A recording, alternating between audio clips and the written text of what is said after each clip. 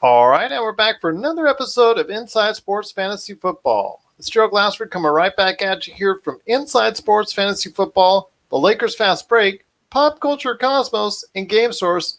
We truly want to thank you for listening to all of our great shows. And if you get a chance, please go ahead and give us that 5-star review on Apple Podcasts for any one of our channels, or also as well, like, subscribe, whatever you can do to support the show. It is truly, truly appreciated. Well, he's back again on one of the biggest weeks of the NFL calendar. It is the NFL draft coming as we're recording this in a couple days' time. I believe 4 days, it's going to be coming on the 23rd of April. Looking forward to it, this 3-day extravaganza. Not quite what the NFL had, how should I say, not quite what they had in mind when it concerns that type of scenario for a draft. I mean, it's not the big extravaganza, 500,000 people in Las Vegas, the whole 9 yards that they had planned. But it is something that I think they're still going to go ahead with, that is needed for sports fans out there, just so they can go ahead and talk about stuff right now going on in the world outside of coronavirus. And here today to talk to me about the NFL draft, about some of the storylines and themes going on as we head into the NFL draft, is my good friend once again, coming right back at you here from Inside Sports. If you want to go ahead and talk to him on the Twitter, he is always available at Chris L Sports. It is my good friend. It is Chris Ladieri. And Chris, NFL draft time. Gerald, thanks. Great to be back. And we sports fans that are starved for any sort of live event in the sports world, our wait's finally over come this Thursday night. And like you said, I know it won't be the traditional one with the pomp and circumstances and Roger Goodell getting booed every time he introduces the latest pick, but we'll take it, even if it's virtual. We'll have something real to watch. And I know the gamblers out there are excited because I'll have something to wager on. It is something to wager on, but I think the first pick is pretty steady. I think the first pick is pretty much a lock at this point in time. If it isn't, I don't know who it would be. I mean, I know when you read the mock drafts or the player evaluations that there's a couple of players maybe rated ahead of him, but Joe Burrow, he's going to be the top player that's picked in this draft. I mean, after that Heisman Trophy winning season, just the truly outstanding play that he provided for LSU on its way to a championship. I mean, those gaudy numbers that he has. I mean, there is really at this point in time no other choice. Yeah, I completely agree. Short of the Bengals trading out of the pick, and we know that's a possibility. Tends to not. Yeah, I know historically he hasn't, but the only way the Bengals don't take him, I say, is if they deal out and get some offer that knocks their socks off. I mean, Burrow's from Ohio. Andy Dalton hasn't been the answer in Cincinnati the past few years, so it's a team in rebuild mode. Why not do it with the top college quarterback coming out? I can tell right now that a lot of people are excited because I think he's going to be the real deal. I think, obviously there's a learning curve that's going to take place, but I think he is the real deal. I think he's someone that is very talented, and I think someone that can go ahead and produce a lot for the NFL. Is he going to be the saving grace for Cincinnati? Well, if you don't block him, if you don't run for him, and if you don't get open for him on the passing lanes, he can only do so much. But I think he does have the sheer talent, and he played in a really, really good pro-style offense, in my opinion, that is conducive for the NFL. Yeah, I agree. I think he's got the physical and mental capabilities to be a starting quarterback long term in the NFL. You hit the nail on the head, and I think now at this point it's just a matter of him going to the team affectionately known in some circles as the Bungles. Can they get their act together and surround him with players?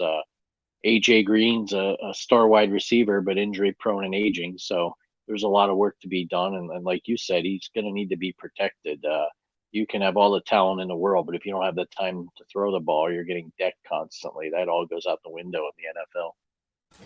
This is true, but I think he is, can't miss opportunity as far as Cincinnati is concerned. You got to go ahead and pick him at that spot.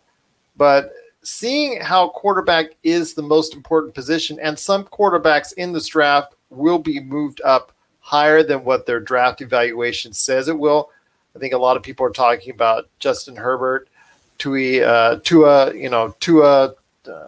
Tagliova from Alabama, and there's just so many quarterbacks out there in the first two rounds that can go. I want to hear your thoughts on the quarterback mix in the NFL draft, and tell me more about some of these quarterbacks outside of Joe Burrow that you think can provide an impact for teams in the NFL. Yeah, I think the big two are Tua and Justin Herbert out of Oregon. And you, at this time last year, everyone thought Tua would be the number one consensus. The Miami Dolphins, who everyone was convinced was going to go 1-15, perhaps, were on a tank for Tua mission, pulling an NBA style tank job. That didn't pan out. But the ironic thing is, the way the draft's going to fall, the teams in front of them, unless they trade out, likely aren't going to draft quarterbacks, and they may still end up with them. That said, given the coronavirus pandemic, Tua's had a number of injuries, including a serious one last year that ended his season prematurely. So, is this guy healthy? Is he NFL ready? Is he brittle and injury prone? No one seems to know. Guy's got all the talent in the world. Played with a phenomenal set of wide receivers at Alabama. Can run. He's got a good arm. From what we can tell, has a good nose for and feel for the game. He's been working with former NFL quarterback Trent Dilfer, but again, no one knows, is he healthy enough? No one can even get in front of this guy to give him the physical. So we're starting to hear some buzz too that teams maybe like the Chargers, like Justin Herbert, better. The guy's got the build and the footwork to be an NFL quarterback, but does he have the arm? We don't know. The system he played in Oregon, you hear some scouts now criticizing whether he can really throw the ball downfield. He did a lot of running, even in the Rose Bowl victory over Wisconsin. So once the scouts get their proverbial fangs into these guys, they start dissecting every little fault or weakness that they have. So those are the two big names behind Burrow that I think everyone's got their eyes on right now. I agree with you, especially I think Justin Herbert, obviously he's very talented, very steady. I think that it's attractive that he's also not had that major injury like Tua Tagovailoa. Tagovailoa. My son had to teach me how to say that when it took me 6 to 9 months. Tua Tagovailoa. There you go. Tua Tagovailoa. Got it right there for you. Tua Tagovailoa. I'm sure we're going to be saying it when he starts throwing touchdowns in the NFL, but Tua Tagovailoa, that's the only question. I think he is I almost think he's as talented as Joe Burrow, but that health issue, I think, is what's holding him back. So we'll see what happens. The medicals check out who's going to be interested in him. I mean, he's a long time prospect for the Miami Dolphins. The Miami Dolphins on a lot of mock drafts have been circled or penciled in with Tua. With Tua. So I'm wondering if that's going to continue to be the case. And like you said, with the Chargers, the LA Chargers, who I was kidding with my friend Laker Tom from Lakerholics.net on my Lakers Fast Break show that the Chargers have like a 1% right now on a recent Loyola Marymount study or poll that there's only 1% of fans out there in LA that actually likes the Chargers.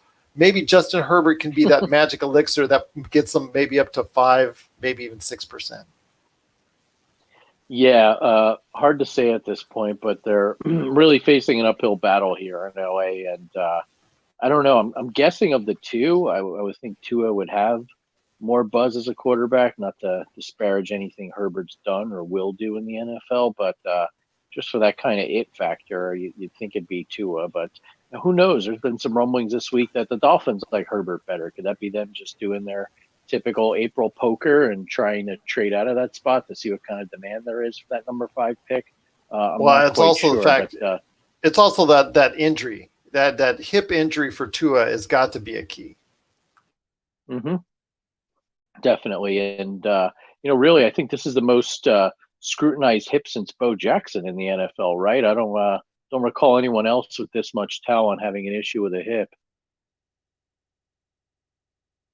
Well, there's also other great players in the NFL draft. I mean, there's a ton of talent at wide receiver from what I'm seeing. Defensive line at the top of the draft is going to be something a couple of teams are going to be focusing on because there's some good defensive linemen, and that seems to be the theme in the NFL drafts. For the most part. I mean, obviously Saquon Barkley, being picked as high as he was is a little bit different from the norm in recent times, but for the most part, we've been seeing quarterbacks or defensive linemen at the top of the draft. So I want to hear your thoughts and a mix of offensive, on the offensive line as well, but mainly defensive line and the quarterback. Why are those two positions seemingly year in, year out, the top two desired positions at the top of the NFL draft?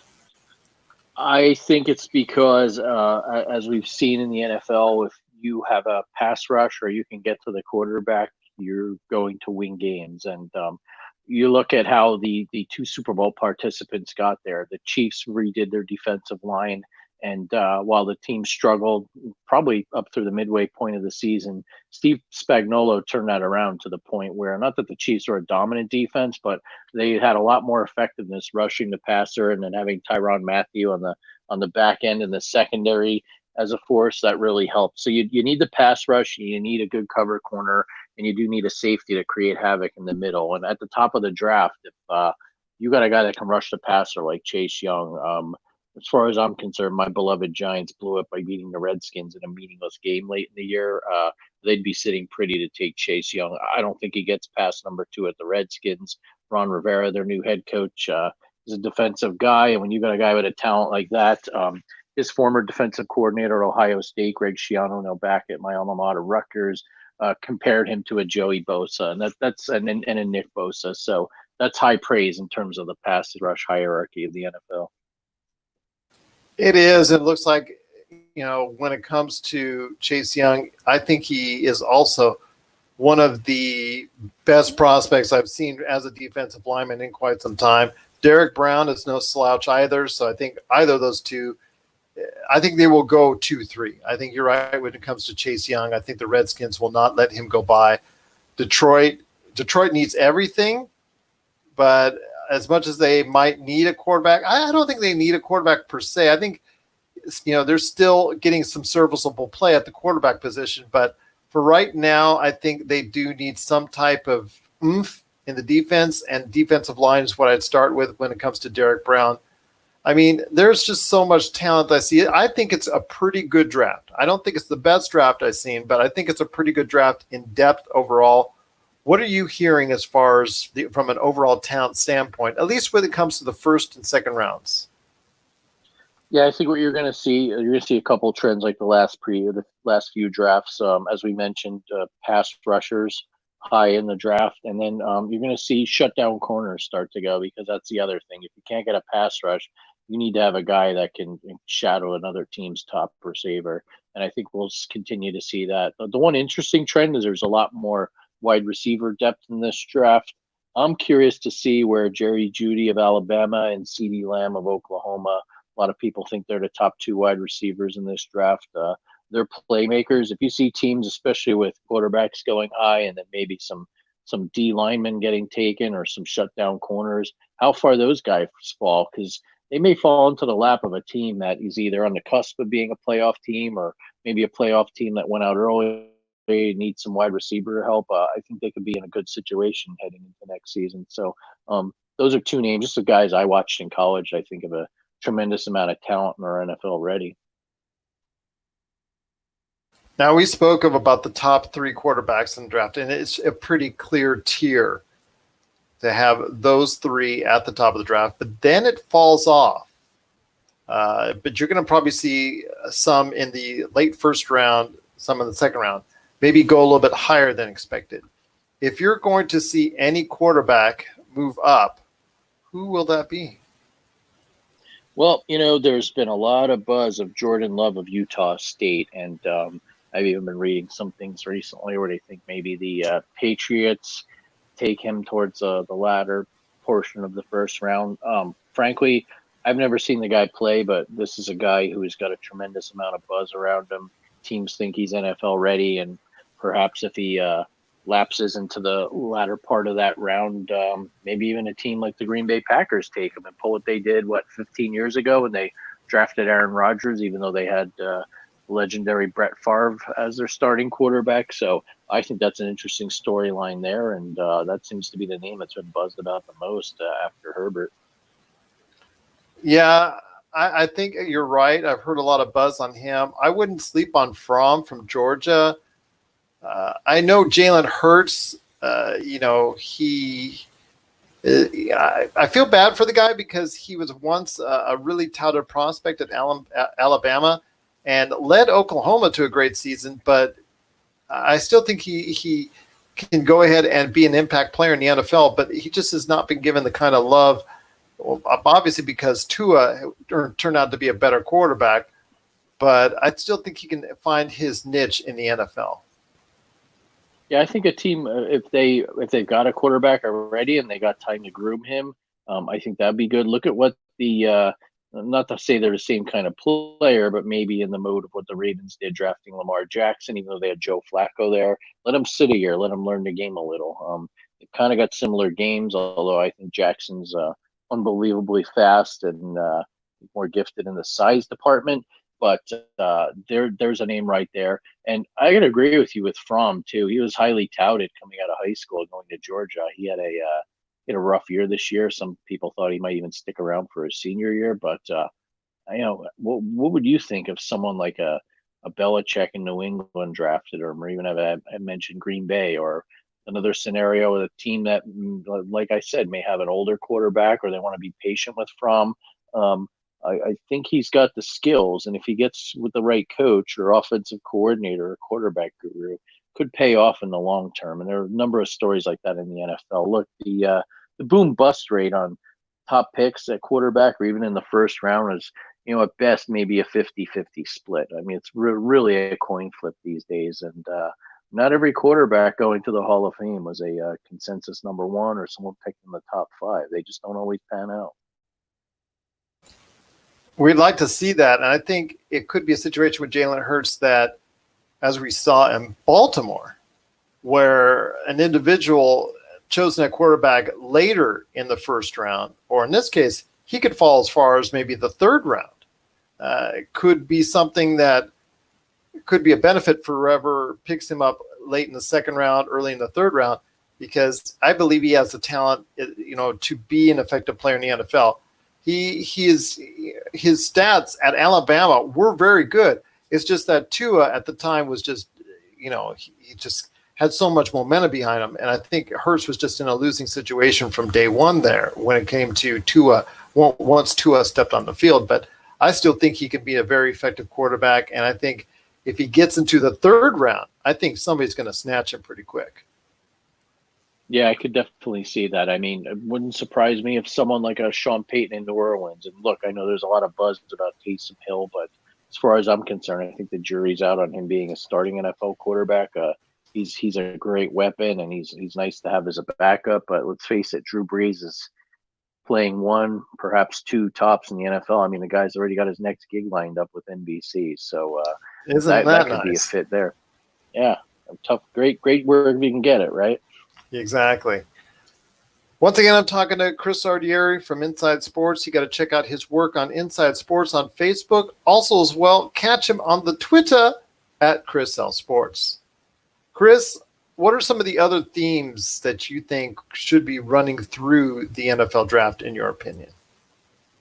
So, given these technological issues and the fact that some GMs really are not that well versed in using things like Zoom or multiple phone lines or video conferencing or IM, or I don't know what they're going to be doing to communicate with their staff. But if there are going to be trades, do you think perhaps these have already been worked out now, and or in the kind of mindset of, hey, worst case scenario, we've got a handshake deal if the Wi-Fi crashes or my computer freezes, I could pick you up on the old cordless phone and call you and get this deal done, and we'll phone it into New York. So I'm wondering if there's a lot of behind the scenes maneuvering going on now where you're not going to have these deals where there's 5 minutes left on the clock. Just from a technological and operational perspective, it could be getting very hairy to try and get that done with the clock ticking down like that. So I think that's one storyline there. And then two, kind of interested, the Raiders under Mike Mayock and Gruden last year was Mayock's first draft as GM, but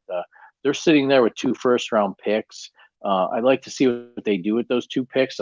Frankly, I think Mayock did a good job with the picks he had last year.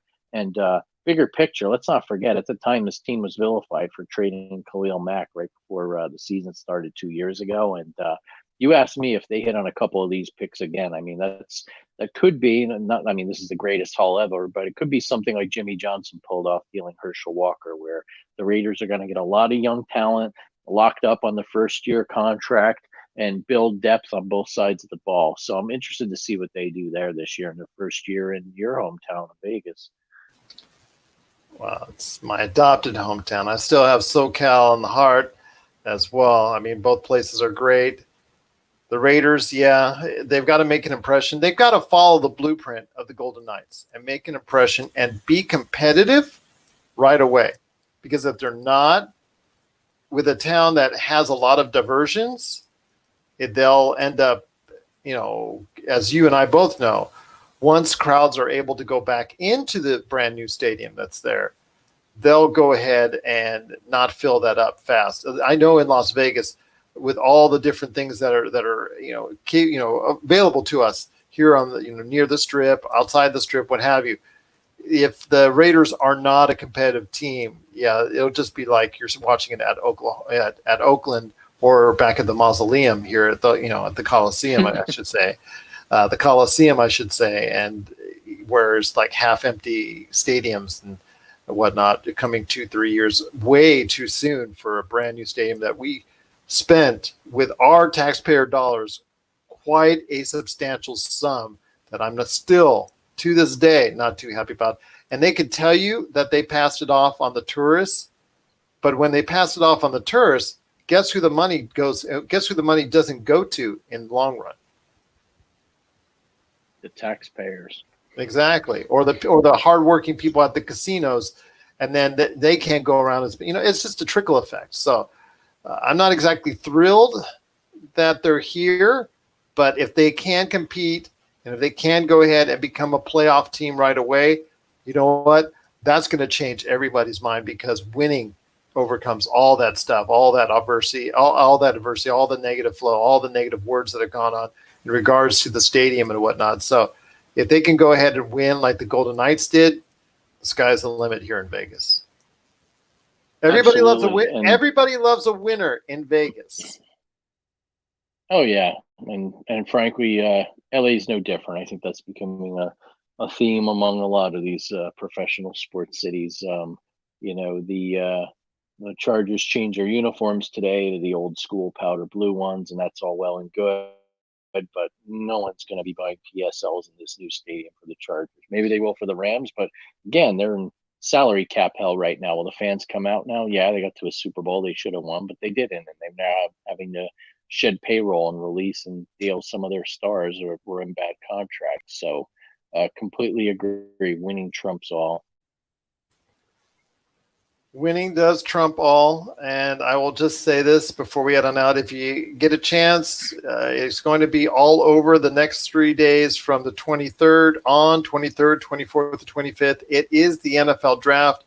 It's going to be all over the ESPNs, the NFL networks, and all that. So I know a lot of NFL fans are looking forward to it, and we, during the course of this lockdown, could not have come at a better time for them, trying to find some new content to go ahead and lay their eyes upon so they can go ahead and start instead of the water cooler talk, go ahead and start the social media talk right away as far as did you get a good pick, did you get not a good pick. So what we'll do next week's show, we'll go ahead and recap some of this, or even if later this week, that's up to you, Chris. You tell me when you're available. Sure. Recap what's going on with the NFL draft, some of your thoughts on the winners and losers and how it looks for fantasy-wise for the upcoming season. So I definitely want to take a look at that in the coming episode in regards to the NFL draft. Absolutely. And I think that's the fun part. Everyone loves giving their report cards, as it were, and trying to project. All right, the talk is over, the over analysis is finished. Let's see who did well, and now we can start looking forward to fantasy football. Hey, this guy's in a good offense, or this guy's a pass rusher that can really help a defense. And I think that's the fun part. The fun doesn't have to end with the last pick, Mr. Irrelevant of the draft. And it all begins on April 23rd for the NFL draft. Well, my friend, Indeed. before we go ahead and talk about The Last Dance, one thing you wanted to go ahead and talk about, obviously, is what's going on with coronavirus and how it has shut down a great portion of America. We see in states, or some states, I should say, them going ahead and taking the impetus on opening some things up, some more than others, some industries more than others. Some states are opening up more, some states are opening up a little, some are doing it step by step, some are just rushing it out there. I want to hear your thoughts on how this correlates to the sports, because as things open up, one of the things that is so important is sports. And I've talked at length before, especially on the Lakers Fast Break, about how important it is for the NBA to get back up and running, to finish or try and complete whatever's left of a season that they can go ahead and do.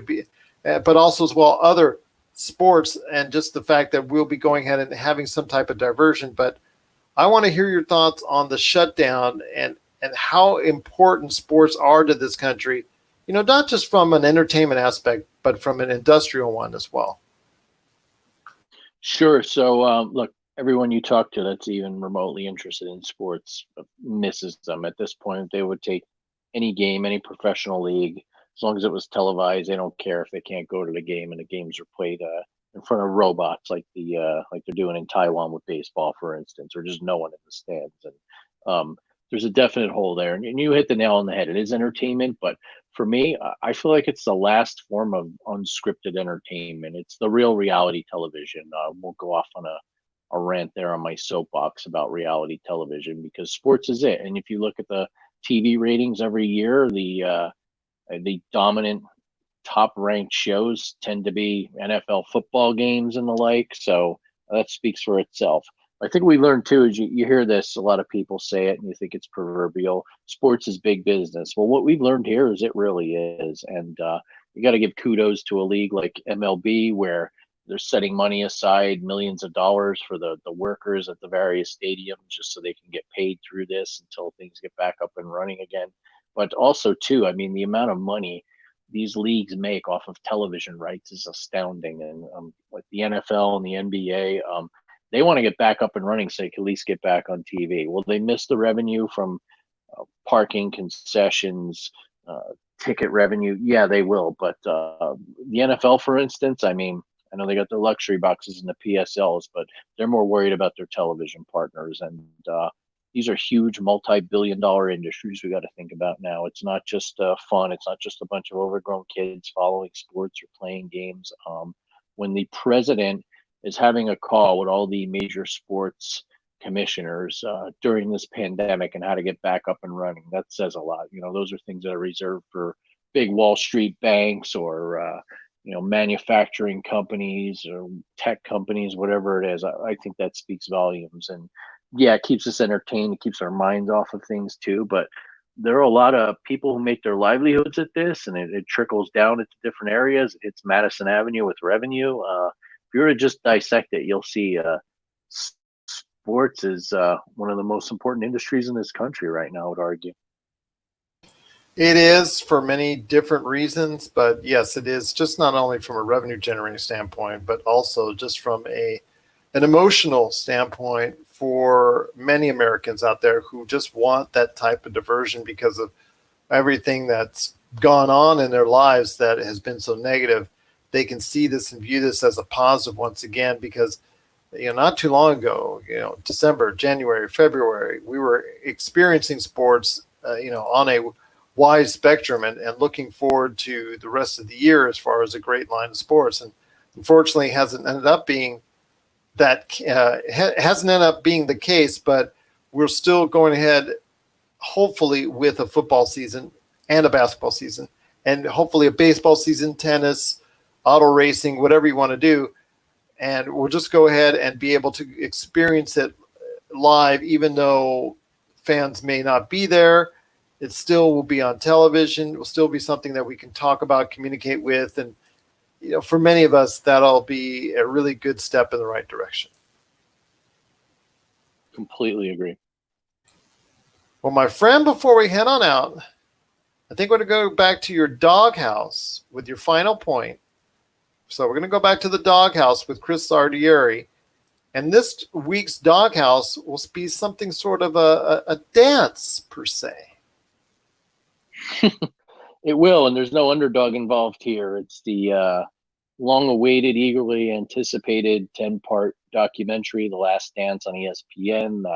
Some of the tremendous amount of foresight back at NBA Entertainment, which used to be run coincidentally by a guy named Adam Silver, now the commissioner of the NBA. You may have heard of him. But anyway, ESPN got the rights to run this documentary, and Netflix overseas. And I know my kids who are big basketball fans are looking forward to it, and it did not disappoint.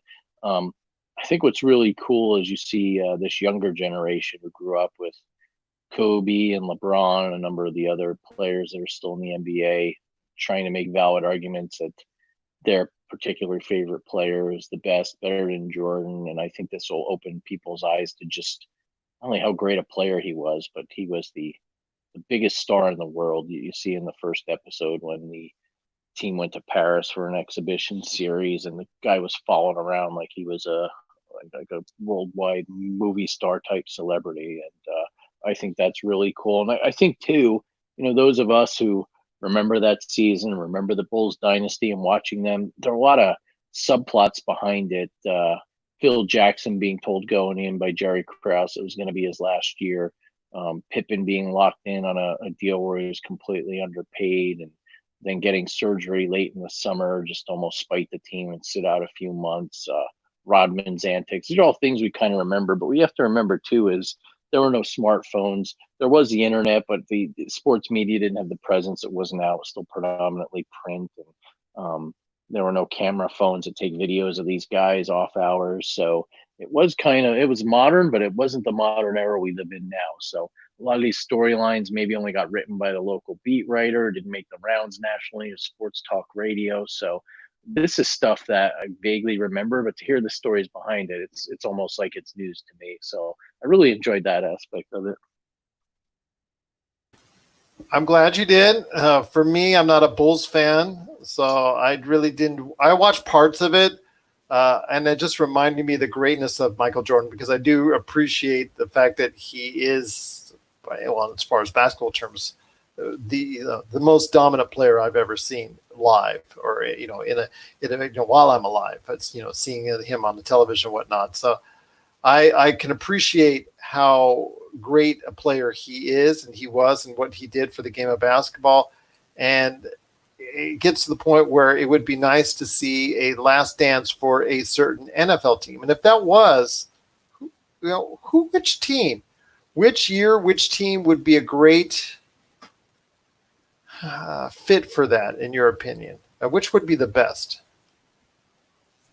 What would be the best, I think, would be following the Patriots and Brady, what was ultimately his last year this past season. But you and I know, even if they did do that, and I don't think they would, Belichick's a control freak and Brady doesn't say anything, it would potentially be boring. But I think that'd be compelling, because that's the closest thing I can liken to a Chicago Bulls like dynasty. Both teams have 6 titles during their run, and they were led by a kind of a coach that many feel were the best ever in their relative modern times of coaching in the NBA and the NFL respectively. But I think that's the one that makes the most sense. The thing is, though, there are so few dynasties in the NFL. Maybe it's a team that had a great year, came out of nowhere. The Miami Dolphins undefeated team. Yeah, I mean that'd be great. And the problem is these guys are so much older now, and some have passed away, unfortunately. And Don Shula is still around. I think that'd be great. But I mean, other than that, like the only real, the Giants upset the undefeated Patriots. That'd be a great story, but that's just one year. It doesn't chronicle a year, year by year, multi-year, or decade-long dynasty, or a season that was unbelievable, like the Dolphins had, for instance. I would argue maybe the Steelers steel curtain. Chuck Noll's not around anymore, but a lot of those stars still are. And there's some good stories there, how Bradshaw and Noll really didn't get along, and that defense was just so dominant. Mean Joe Green, everyone thinks of him from the Coke commercials. I mean, for me, remembering as a kid what an unbelievable team they were to watch. Maybe that's another one. A lot of good suggestions right there. And if you have any suggestions for which team would be a great thing for football's version of The Last Dance, let us know. First off, at Chris L Sports, or with us at Inside Sports FF on Twitter, or you can just email us, isfantasyfootball@yahoo.com. Well, my friend, I'm excited for the NFL draft, all the pomp, all the circumstance. I know you are as well. Any last thoughts on the way out? Just enjoy the draft. Guessing if you can, get some pizza and wings, maybe support your local mom and pop restaurant. They need all the help they can get, or whatever your food of choice is. Enjoy it. I will say stay home, keep your distance. You're not going to be able to go any sports bars to watch it now, but enjoy it. And I think this is just going to do gangbusters in terms of television ratings, with so many people starved for sports and being forced to stay home. I think in an odd way, it's gonna be good for the NFL. I think it will. I think in a weird way, it will be good for the NFL. It came under unfortunate circumstances, but it comes at a time when we sorely need it. Amen. Well, Chris, it's been great having you on the program once again. Looking forward to hearing your thoughts on the winners and losers of the NFL draft coming up on next week's edition of Inside Sports Fantasy Football.